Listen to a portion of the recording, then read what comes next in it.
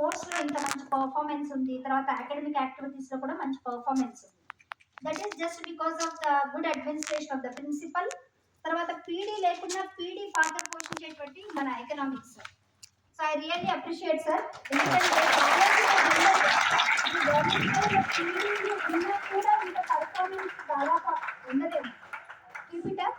మీరు ఎలాగైతే స్పోర్ట్స్ లో ఇంత మంచి పర్ఫార్మెన్స్ తెచ్చారో, మీరు అందరు, I request all the subject lecturers to work hard for the remaining days for sake of intermediate public examination and prove yourself. Really you are doing a good job. I really appreciate all of you, especially economics sir and principals.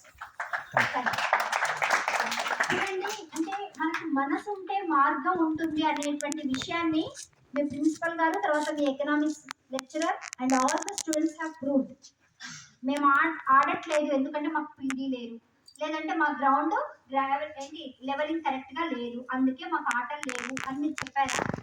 No, you have proved. మా ground ఎలా ఉన్నా, మాకు PD గారు లేకున్నా మేము ఆడి చూపిస్తామన్నారు, ఆడి చూపించారు.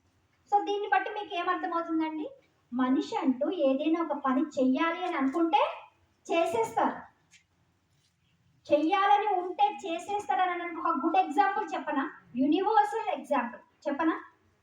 ఇప్పుడు WhatsApp అనేది ఎప్పుడు కనుక్కున్నారు, ఎన్ని రోజులు అయిందంటే, మ్యాథమెటిక్స్ ఫిజిక్స్ కంటే చాలా పురాతన కాలంలో పుట్టిందా వాట్సాప్, ఈ మధ్య కాలంలో వాట్సాప్ పుట్టిందా? మ్యాథమెటిక్స్ ఫిజిక్స్ పుట్టి కొన్ని 100